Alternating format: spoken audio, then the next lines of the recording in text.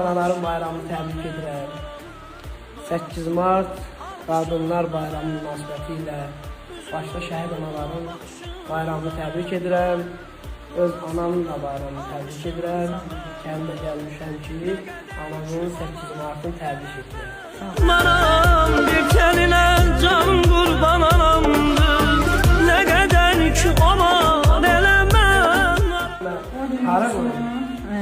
Öz nişanlanasan, öz nişanlı olsun. Bu buketdən də gözəl. Qəşəngdir. Çox qəşəng. Anamdı, anamdı. Bir kəlinə canım qurban anamdır. Bunu da nənəm üçün almışam. Anamdı, anamdı. Bir kəlinə canım qurban anamdır.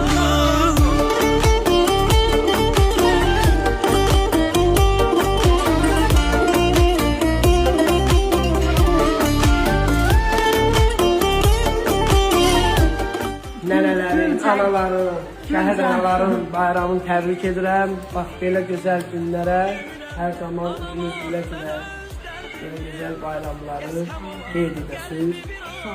Gülcan yox, suycan Allah sizə ömür verir. Amin. Say Allah bizə çox görür.